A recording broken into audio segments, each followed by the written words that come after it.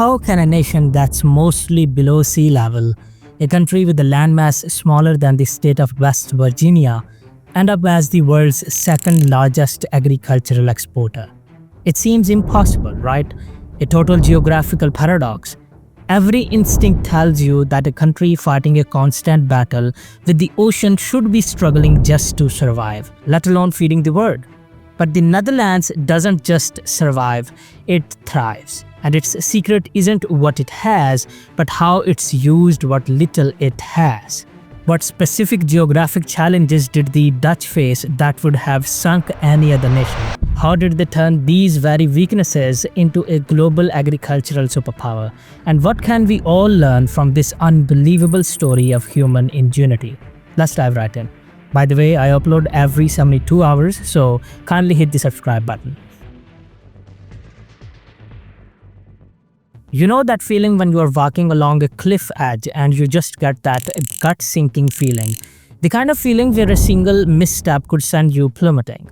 Well, imagine living with that feeling every single day. That was the reality for the people of the Netherlands for centuries, because their entire nation is, by its very name, the Low Countries. Look at a map. You'll see this tiny little country tucked into the northwest corner of Europe, clinging to the edge of the continent. But what the map doesn't show you is that nearly a quarter of its land lies below sea level. In fact, if the dikes were to fail, if the sea were to reclaim its own, the majority of the Netherlands' population would be underwater. Think about that for a second. The very ground they stand on, the very houses they live in, the cities and towns they built, they're all there by human will alone.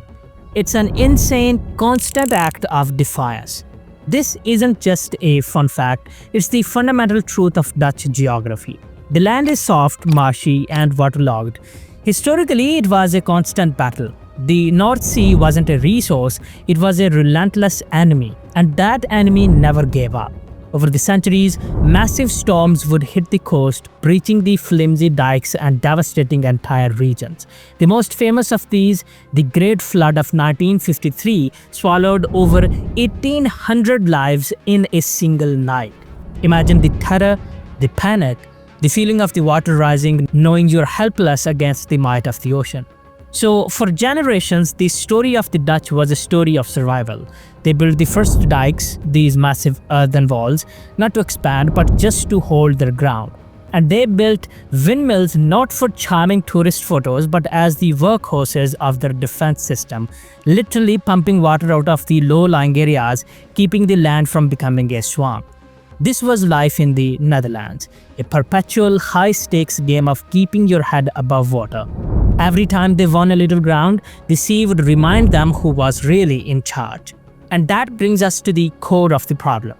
A country constantly battling floods with soil that's naturally too wet and salty for crops shouldn't be a farming powerhouse. It should be a fishing nation, it should be dependent on others for its food.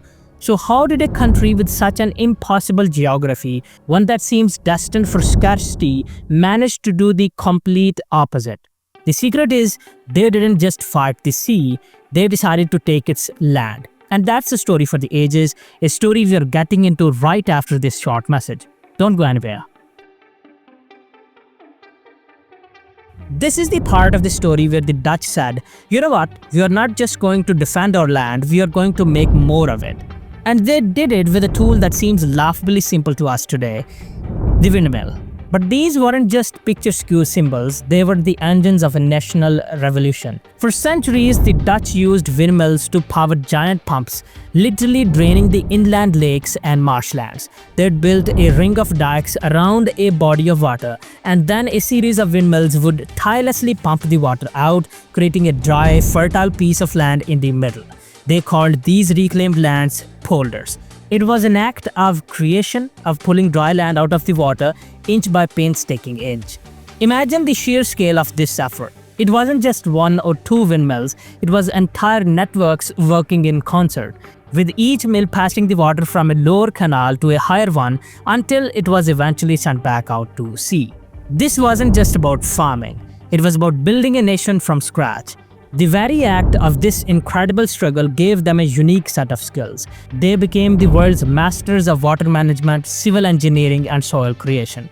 This reclamation project wasn't just a one-time event, it was a generations-long commitment. The Dutch created nearly a fifth of their entire country this way. Think about that. They didn't just inherit their land, they built it. But here's the unexpected turning point. This process wasn't just about creating more space, it was about creating the perfect space.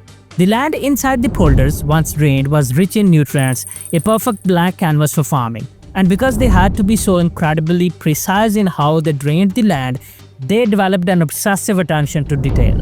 They had to control every drop of water, they had to know exactly how much moisture was in the soil, and that obsession, born from a need for survival, would become the very foundation of their agricultural dominance. It forced them to innovate, to think smaller, to become masters of efficiency because they couldn't afford to waste a single drop of water or an inch of land. This brings us to the next chapter of the story, where their fight for survival turns into a global high-tech agricultural superpower. So, the Dutch have built their land from scratch, and in the process they have become masters of water and soil. But with a country so small, there was no way they could outproduce giants like the United States or Russia by simply planting more crops. They couldn't expand outward, so they had to do something even more revolutionary. They had to go upward. This is where the story shifts from raw engineering to high-tech wizardry. The Dutch realized that they could bypass the unpredictable whims of nature entirely by moving their farms indoors. This led to the explosion of greenhouse cultivation. But these aren't your grandmother's little glass sheds, these are massive futuristic factories for food production. They cover thousands of acres and are lit by arrays of purple and red LED lights, making them look like something out of a sci-fi movie. Inside these controlled environments, every single variable is meticulously managed. The temperature, the humidity, the nutrients in the water, even the carbon dioxide levels, it's all precisely controlled by computers. Drones fly overhead using sensors to monitor the health of every single plant. The result, they're able to grow a staggering amount of food in a tiny amount of space, using up to 90% less water than traditional farming methods and virtually no pesticides. Think about it. A tomato plant in a Dutch greenhouse can produce a jaw-dropping 20 times the amount of tomatoes as a plant grown in a field. This isn't just farming, it's precision manufacturing. It's about maximizing every single photon of light and every drop of water. This is why the Netherlands, despite its size, is the global leader in exporting tomatoes, peppers, and cucumbers. But their genius isn't just in the tech, it's in the mindset. They realized that when you're forced to be small, you have to be smart. They turned their geographical disadvantage, a lack of space, into a catalyst for innovation. They didn't just grow food, they built a knowledge economy around it, selling their expertise and their technology to the rest of the world. So they've created the perfect land, they've built the perfect farms. But how do you go from a tiny country in Europe to feeding people all the way across the globe? Well, that requires another layer of geographic brilliance, one that turns a disadvantage into a central advantage. And that's a story we'll get into next. Here's the thing, those high-tech Dutch tomatoes and bell peppers are only half the story. The Netherlands doesn't just feed the world with what it grows, it feeds the world what it moves. Remember that little country with a coastline constantly under threat? Well, it happens to be in one of the most geographically advantageous spots on the entire continent. The Netherlands is the gateway to Europe. It sits at the mouth of the Rhine and Meuse rivers, two of the continent's most vital commercial arteries. And they didn't just let that advantage sit there, they built one of the world's most sophisticated logistic networks around it.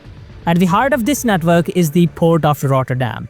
This isn't just any port, it's the largest in Europe. It's a massive automated hub where ships from all over the world unload everything from soybeans to cocoa beans, and the sheer volume is staggering.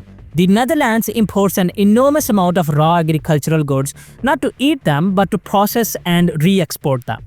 Think of it as a global food factory. Cocoa beans from West Africa come into Rotterdam, are processed into chocolate, and then shipped back out. Soybeans from Brazil are turned into animal feed for farms across Europe. This is the hidden genius of the Dutch model. They became a logistics superpower. They have an intricate web of canals, railways, and highways, all designed to move goods with incredible speed and efficiency. Their homegrown produce is a testament to their innovation, but their true power lies in their ability to act as the world's most efficient middleman. This is why their agricultural exports total over 100 billion euros a year, a number that seems impossible for a country of its size. They're not just selling their tomatoes, they're selling their ability to connect the entire globe's food supply. They have turned their once vulnerable geography into the world's most powerful crossroads, proving that a country's greatest weakness can, with enough ingenuity, become its greatest strength. But for every strength, there is often a hidden cost, and the Dutch model is no exception. We have explored how the Dutch turned an existential crisis into an agricultural empire.